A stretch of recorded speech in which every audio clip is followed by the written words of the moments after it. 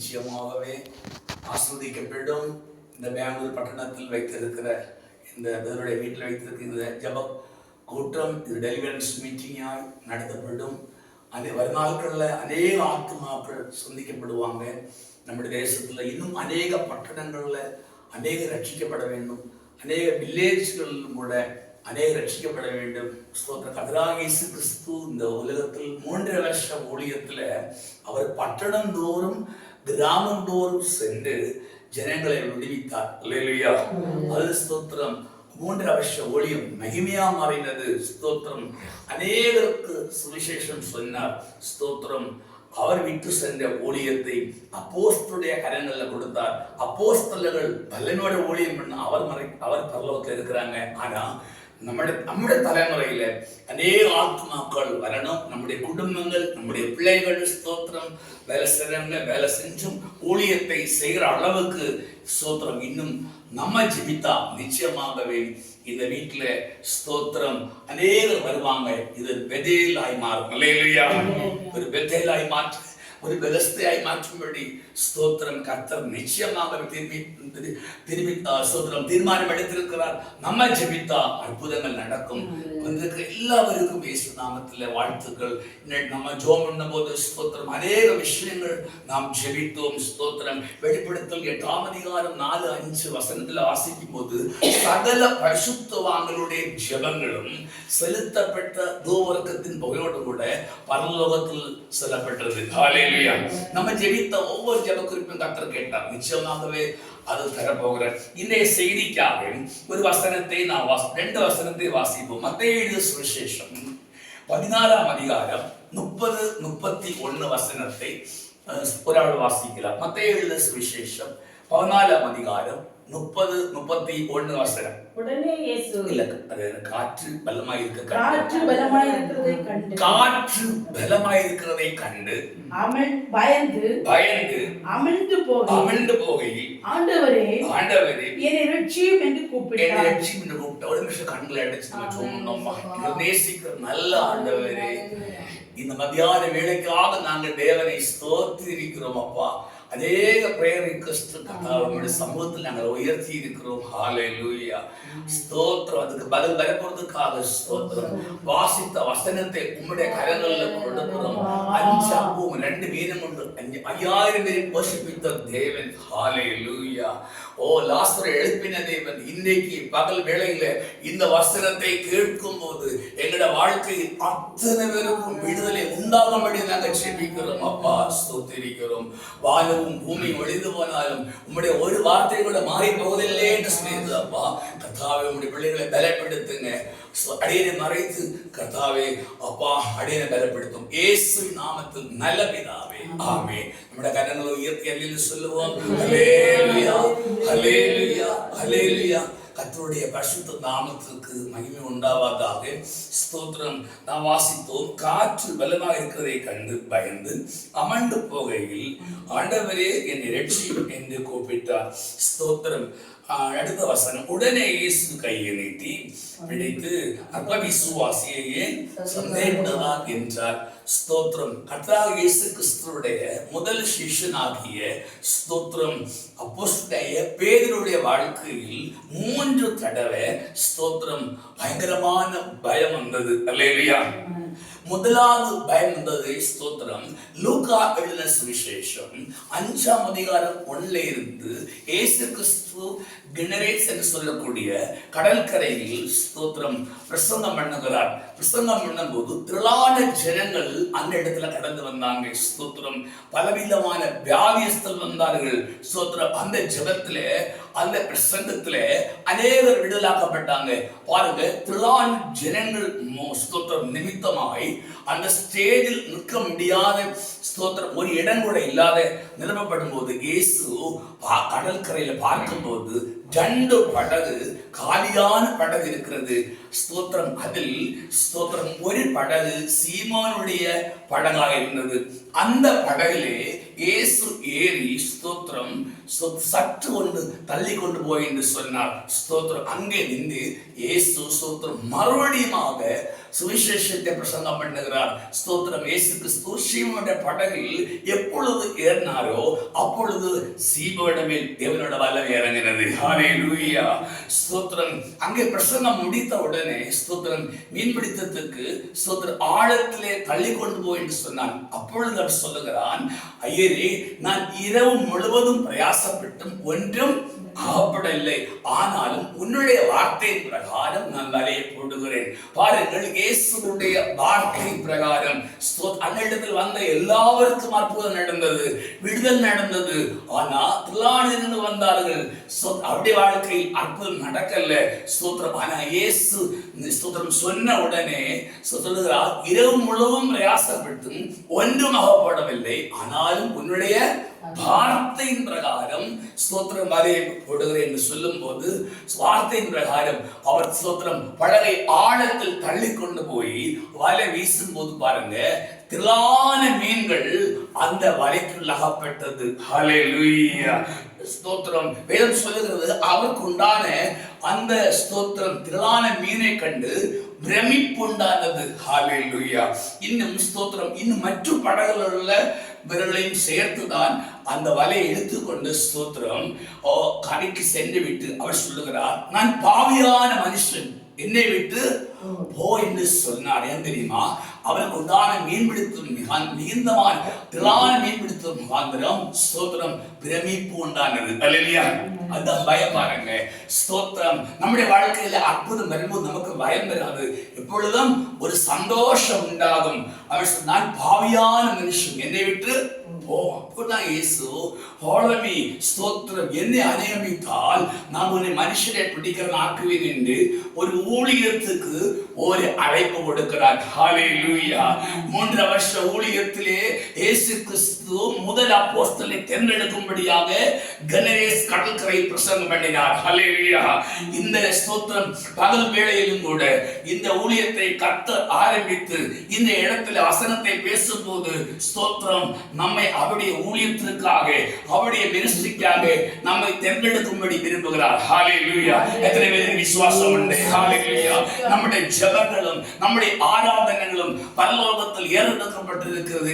இன்றைக்கு கூட இதே சமயத்தில் கூட அநேகர் சமாதானம் இல்லாத இருக்கும் போது, அநேகர் பயந்து இருக்கும் போது, என்னுடைய குடும்பம் எப்படி ஆசீர்வதிக்கப்பட்டு இருக்கும் போது ஸ்தோத்திரம் நாம் அவருடைய சமூகத்தில் உட்கார்கிறோம். ஹல்லேலூயா. நம்முடைய வாழ்க்கையில் அநேக தேவைகள் உண்டு. நாமும் கூட பேதுரு போல பயப்படுகிறோம். என்னுடைய வாழ்க்கை என்ன ஆகுமோ? 365 தடவை பயப்படான் என்று சொல்லி தன்னோடு என்று சொன்ன வசனம் இருக்கிறது. அல்லேலூயா. அப்படி 1,365 நாள் ஒவ்வொரு ஸ்தோத்திரம் வார்த்தை ஒவ்வொரு நாளுக்கும் போதும். ஹல்லேலூயா. பயப்பட வேண்டும் சொன்ன ஒரே ஒரு தேவன் நம்முடைய ஆண்டவராக இயேசு கிறிஸ்து. ஹல்லேலூயா. இரண்டாவதாக பயந்ததால் ஸ்தோத்திரம் நாம் வாசித்தோம். பாருங்கள், இயேசு கிறிஸ்து பகல்ல ஒரு கூட்டம் நடத்துகிறார். ஸ்தோத்திரம். அந்த கூட்டத்தில் 5000 பேர் வந்தாங்க. ஸ்தோத்திரம். அவர் ஸ்திரீகளும் புருஷனும் மாத்திரம் 5000, ஸ்திரீகளும் பிள்ளைகளும் ஸ்தோத்திரம். வேதாரசர்கள் சொல்லுகிறார்கள் 20,000க்கு அப்புறமான வந்தார்கள். ஆனா அந்த கூட்டம் முடியும் போது பாருங்க, 5 அப்பங்களை எடுத்து ஸ்தோத்திரம் 2 மீன்களை எடுத்து அதை பிளஸ் பண்ணி சீஷத்தை கொடுத்தார். சீஷை எல்லாத்தையும் கொடுக்கிறாரு. ஹல்லேலூயா. அந்த கூட்டம் முடித்த பின்பு இயேசு கிறிஸ்து ஒலிவமலைக்கு ஜெபிக்க போகிறார். ஸ்தோத்திரம். ஆனா சீஷர்களை இன்னொரு ஊருக்கு கடல் வழியாக யாத்திரை செய்ய போகிறார். யாத்திரை செய்விட்டார். அல்லேலூயா. அப்போ சீஷர்கள் 12 பேர் உண்டு. அவர்கள் ஸ்தோத்திரம் சாயங்காலம் ஆன போதுதான் அந்த யாத்திரை தொடங்கினாங்க. பாருங்க, அந்த யாத்திரையில ஸ்தோத்திரம் ராத்திரியில 4ஆம் யாமத்துல சோத்திரம் அவர் போய்கொண்டிருந்த அந்த படகில் கொடிய காற்றடித்தது. ஹல்லேலூயா. ஸ்தோத்திரம். யா தெரியுமா? ஸ்தோத்திரம். விசுவாசுக்கு தெரியும் இயேசு ஒலிவமலையில் ஜெபிக்க போகிறார். ஸ்தோத்திரம். ஆனா இப்பொழுது அவருடைய முக்கியமான 12 சீஷர்கள், இந்த சீஷர்களை கடலிலே அழித்து விட்டால் ஸ்தோத்திரம் இயேசுக்கு அப்புறம் சுவிசேஷம் பரப்பப்படாது என்று சொல்லி பலமாய் ஸ்தோத்திரம் அந்த காற்று வீசினது. அந்த காற்றுக்கு பின்னிலே ஒரு சக்தி இருந்தது. ஹல்லேலூயா. காற்று வீசி ஸ்தோத்திரம் ஐயரே நாங்கள் மடிந்து போகிறோம் என்று சொல்லி சத்தமிட்டு கூப்பிடும் போது ஸ்தோத்திரம் பாருங்க, இயேசு கிறிஸ்து 4ஆம் ஜாமத்தில் கடலில் நடந்து வருகிறார். ஹல்லேலூயா. நடந்து வரும்போது இது போதம் என்று சொன்னாங்க, ஸ்தோத்திரம் இது ஆவேசம் என்று சொன்னாங்க. ஆனா ஸ்தோத்திரம் முதல்ல இயேசுவை பார்க்கிறது பேதுரு. ஹல்லேலூயா. பார்க்கும்போது ஸ்தோத்திரம் பயப்படுகிறார். ஸ்தோத்திரம் ஹல்லேலூயா. அந்த 14ஆம் அதிகாரம் 29ஆம் வசனத்தை வாசிப்போமா? அதற்கு அவன் வா என்றான். அப்பொழுது பேதுரு படகை விட்டு இறங்கி இயேசுவிடத்தில் போக ஜலத்தின் மேல் நடந்தான். ஹல்லேலூயா. சந்தேகப்பட்டு கூப்பிட்டான். இயேசுல நான் ஸ்தோத்திரம் இயேசு என்று சொன்னபோது அந்த வார்த்தையை கேட்டு ஸ்தோத்திரம் நடக்கிறார். அதுக்கு அப்புறம் என்ன நடந்துச்சு வாசிங்க சிஸ்டர். காற்று பலமாய் இருக்கிறதை கண்டு பயந்து அமிழ்ந்து போகையில் ஆண்டவரே என்னை ரட்சியும் என்று கூப்பிட்டார். ஹல்லேலூயா. இயேசுவுடைய முகத்தை பார்த்துதான் படகை விட்டு இறங்கினா. ஆனா கொஞ்சம் டைம் கழியும் போது அந்த கடலை பார்க்கிறான். ஹல்லேலூயா. நாம கூட இயேசு கிறிஸ்துவுடைய முகத்தை பார்த்துதான் இறங்கி இருக்கிறோம். ஆனா எத்தனையோ போராட்டம் வந்தது. ஹல்லேலூயா. வேறு கடல்ல அமிழ்ந்து போறது போல சில சந்தர்ப்பங்களில் நம்முடைய வேலை விஷயங்கள், நம்முடைய குடும்ப விஷயங்கள், பிள்ளைடைய விஷயம் வரும்போது கர்த்தர் அழைச்சது உண்மையான என்ற ஒரு கேள்வி கூட நாம் கேட்டிருக்கிறோம். ஹல்லேலூயா. நான் கூட கேட்டிருக்கிறேன். ஸ்தோத்திரம் முதல் அப்போஸ்தலனுக்கு அப்படிப்பட்ட போராட்டம் வந்தா நமக்கு எப்படி வராது இருக்கும்? ஹல்லேலூயா. அந்த போராட்டத்திலும் ஸ்தோத்திரம் அவர் என்ன தெரியுமா, உடனே இயேசு கையை நீட்டி அவரை பிடித்து அப்ப விசுவாசியே ஏன் சந்தேகப்படுகிறார்? ஹல்லேலூயா. அவருடைய அற்ப விசுவாசத்தை அதட்டி அவரோடு அணைத்துக் கொள்ளுகிறார். இன்னைக்கு பகல்ல கூட பயந்து இருக்கலாம். நம்முடைய பிள்ளைகளுடைய எதிர்காலங்களை குறித்து, அவருடைய எஜுகேஷனை குறித்து, நம்முடைய ஊழியை குறித்து பலவிதமான பயத்தில் இருக்கிறார். ஆனா அந்த இயேசுடைய கரத்தை நீட்டி பிடிக்கிற ஒரு டைம். ஹல்லேலூயா. ஹல்லேலூயா. அன்னைக்கு கடல்ல ஸ்தோத்திரம் அமர்ந்து போகிற அந்த வேளையில ஸ்தோத்திரம் தாழ்ந்து போகிற வேளையில கரம் பிடித்தா அதே இயேசு இன்னைக்கு கரம் பிடிக்கிறார். ஹல்லேலூயா. பாருங்கள், ஏசாயா தீர்க்கதரிசனம் 41ஆம் அதிகாரம் 10ஆம் வசனத்துல ஸ்தோத்திரம் மிகவும் அழகா சொல்லப்பட்டிருக்கிறது. வாசிப்போம். ஏசாயா தீர்க்கதரிசனம் 41ஆம் அதிகாரம் 10ஆம் வசனத்தை நாம் வாசிப்போம். நீ பயப்படாதே, நான் உன்னுடனே இருக்கிறேன். திகையாதே, நானும் தேவன், நான் உன்னை பலப்படுத்தி உனக்கு சகாயம் பண்ணுவேன். நீதியின் பலங்காலத்தினாலே உன்னை தாங்குவேன். அப்போ பேதுருவை தாங்கின தேவன் நம்மை அவருடைய கரத்தால் தாங்குவார். ஹல்லேலூயா. நம்ம சின்ன பிள்ளை இருந்தா நம்மளுடைய பிள்ளைகள் சின்னதா நம்ம எடுக்க முடியும். ஹல்லேலூயா. பெருசா அவங்க செய்யும். ஆனா தாங்கிறதுக்கு வேற வசதி இருக்கு, வேற பாலிகள் இருக்குது. ஹல்லேலூயா. பணம் கொடுத்து தாங்கலாம். ஸ்தோத்திரம். ஹல்லேலூயா. பிள்ளைகளுக்கு நல்ல ஸ்தோத்திரம் அவங்க கேட்கிற காரியங்களை கொடுத்தாங்கலாம். ஆனா இந்த இடத்துல பாரும்போது ஆபத்தான வேளையில தாங்குகிற தேவனுடைய கரம். ஹல்லேலூயா. நம்முடைய வாழ்க்கையில் நம்முடைய துணி ஆபத்துகள் சந்தித்து இருக்கிறோம். ஆனா அந்த இடத்துல அவருடைய கரம் தாங்குகிற ஒரு கரம். ஹல்லேலூயா. அவருடைய கரம் எவ்வளோ கரம். அவருடைய கரம் ஒரு போதும் தளர்ந்து போகிற ஒரு கரம் அல்ல. ஹல்லேலூயா. மனுஷனுடைய கரம் தளர்ந்து போகிற கரம், என்னுடைய கரம் தளர்ந்து போகிற கரம், நம்முடைய ஊருடைய கரம் தளர்ந்து போகிற கரம். ஆனா இயேசுடைய கரம் தாங்குகிற கரம். ஹல்லேலூயா. பாருங்கள், மூன்றாவது பார்க்கும்போது ஸ்தோத்திரம் இயேசு கிறிஸ்துவை பிடிக்கிறது கூட அந்த டைம் வரும்போது பேதுரு சொல்லுகிறார், ஸ்தோத்திரம் இயேசுவே, நான் எருசலேமில் உம்மோடு கூட ஸ்தோத்திரம் அடிக்கப்படுவதற்கும் ஸ்தோத்திரம் கெட்டப்படுவதற்கும் எல்லாம் ஓகேன்னு சொல்லுகிறார். ஆனா இயேசுவை பிடிக்கப்படும் போதுதான் பாருங்க ஸ்தோத்திரம் ஒரு ஸ்திரீ இடத்துல, ஹல்லேலூயா, இன்னொரு இடத்துல அந்த 3 தடவை பயந்து இயேசு கிறிஸ்துவை தள்ளி விட்டார். ஹல்லேலூயா. இவன் இயேசுவோடு சொல்லும் போது இல்ல அவர் தெரியாது என்று ஸ்தோத்திரம் சொல்லுகிறார். பாருங்க, அப்பொழுதுதான் இயேசு கிறிஸ்து ஹல்லேலூயா சிலுவையில இருக்கும் போது ஸ்தோத்திரம் ஹல்லேலூயா திரும்பி பார்க்கிறான். கோழி கூவுவதற்கு முன்னே 3 தடவை பயந்து போன. ஹல்லேலூயா. இந்த 3 தடவை பயந்துதான் பேதுருவே ஸ்தோத்திரம் ஹல்லேலூயா வல்லமை உள்ள ஒரு அப்போஸ்தலனை மாற்றி எப்படி தெரியுமா? ஸ்தோத்திரம் 120 கூடின அந்த ஸ்தோத்திரம் ஜெப கூட்டத்தில் 10 days அவங்க உபவாசித்து ஜெபித்தாங்க. ஓ ஸ்தோத்திரம் கடல் காற்று கண்டு பயந்த ஹalleluya. ஓ ஸ்தோத்திரம் எல்எஸ் கடற்கரையிலே பயந்து போன அந்த மனுஷனை ஸ்தோத்திரம் அந்த கொடிய காற்று பரிசுத்தாவின் அக்கினி இறங்கினது. ஹalleluya. பெந்தெகோஸ்து நாள் வந்தபோது அந்த வசனத்தை நான் வாசிப்போமா? அந்த 2:1 அந்த 2 பெந்தெகோஸ்து அந்த அப்போஸ்தலர் நடவடிக்கைகள் 2ஆம் அதிகாரம் 1ஆம் வசனம் மட்டும் வாசிப்போம். பெந்தெகோஸ்து நாள் வந்தபோது அவர்கள் எல்லோரும் ஒருமனப்பட்டு ஒரு இடத்துல வந்திருந்தார்கள். அப்பொழுது பலத்த காற்றடிக்கிற முழக்கம் போல வானத்திலிருந்து சடுதியான ஒரு முழக்கம் உண்டானது. அவர் உட்கார்ந்திருந்த வீடு முழுவதும் நிறைந்தது. அல்லாமலும் அக்கினிமயமான நாவுகளைப் போல திரண்டிருக்கும் நாவுகள் அவர்களுக்கு காணப்பட்டது. போதும். அல்லேலூயா. பாருங்க, உலகம் பிரகாரமான பல காற்று வந்தும் அவரை பயப்படுத்து. ஆனா ஊழியத்திற்காக ஒரு பெரிய அபிஷேகம் பரலோகத்தில் வந்தது. ஹalleluya.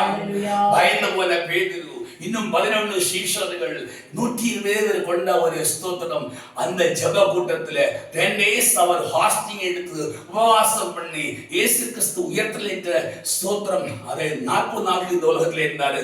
அதுக்கப்புறமாய் ஸ்தோத்திரம் பரலோகம் என்று 10ஆம் நாள் ஸ்தோத்திரம் காத்திருந்தவர்களுக்கு வல்லமை அனுப்புகிறார். ஹalleluya. இந்த ஒரு 3 மணி நேரத்துல அவர் இருந்த வீடு முழுவதும் நிறைக்கிற ஒரு பலத்த காற்று. அந்த காற்று தகர்க்கிற காற்று அல்ல, உடைக்கிற காற்று அல்ல, நம்மை பணிகிற ஒரு காற்று. ஹalleluya. நம்மை தேற்றுகிற ஒரு காற்று, நம்முடைய சத்துருவுக்கு விட்டு விடுகிற காற்று அல்ல. பாருங்க, அந்த காற்று வந்தபோது அந்த வீடு முழுவதும் இறங்கி வந்து வல்லமை. ஹalleluya. அப்படியே நாவுகள் அக்கினியாய் மாறினது. 18 பாஷைக்காரர்கள் வந்தாங்க. எல்லாரும் டங்ஸ் பேசினாங்க. எல்லாரும் அந்நிய பாஷைகளை பேசினாங்க. அப்பொழுது ஸ்தோத்திரம் இன்னும் ஸ்தோத்திரம் அந்த இடத்துல அப்ப கூடினாங்க. அநேகர் கூடி வந்தாங்க. ஸ்தோத்திரம் இவர்கள் எல்லாரும் எலியிலாக்காரர்கள். ஹalleluya. படிப்பறிவு இல்லாத என்று சொன்னாங்க. ஆனா ஸ்தோத்திரம் நம்முடைய பாஷைகளில் இயேசு கிறிஸ்துவுடைய வன்காரியங்களை சொல்றாங்க. ஹalleluya. அநேகர் ஒத்து பார்த்தாங்க.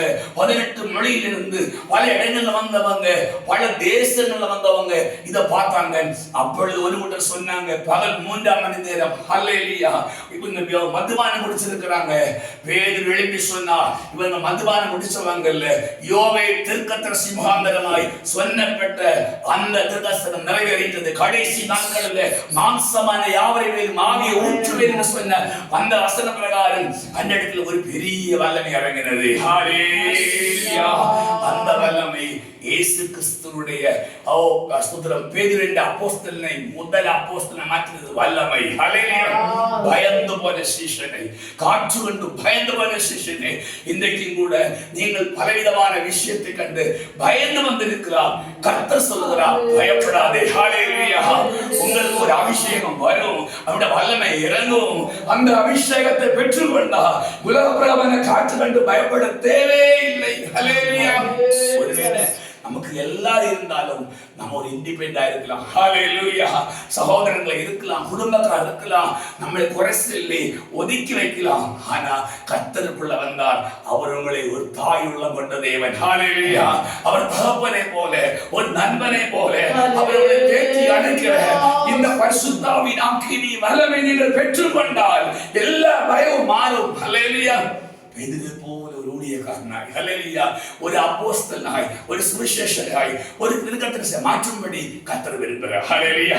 பயந்து போன சிஷ்யரை கொண்டு ஸ்தோத்திரம் பெரிய அற்புதத்தை செய்த இயேசு நம்மளே கொண்டு அந்த அற்புதத்தை செய்ய இந்த பட்டணத்தில் இந்த ஜெப கூட்டம் மகாந்திரமாய் ஒருவேளை இந்த ஜெபத்துக்கு மற்றும் போதகர்கள் கேட்கலாம். ஹalleluya. ஆனா இது மகாந்திரமாய் நாம் மாத்திரமல்ல, அநேகர் சந்திக்கப்படுவாங்க. ஹalleluya. எதிர்ப்புகள் வரலாம், காற்று வந்தது போல அநேகர் சோத்திர எதிர்ப்பு வரலாம். ஆனா இந்த எதிர்ப்புல நீங்கள் நின்றால் உங்களுக்கு ஒரு வெற்றி கிடைக்கும். ஹalleluya. வல்லமை வரும். ஹalleluya. சோத்திர அபிஷேகத்தின் வல்லமை இறங்கும். அப்படிப்பட்ட ஒரு வல்லமைக்கு நீங்கள் நினைத்த நிச்சயமாகவே இந்த வல்லமை சோத்திரம் பெற்று நாம் கர்த்தருக்கு ஊழியம் செய்து அவருக்கு சந்நிதியில் காணப்படுவோம். நாம் கண்களை மூடுவோம். எல்லாரும் அப்படி நாம் சோத்திரம் பண்ணுவோம். ஹalleluya.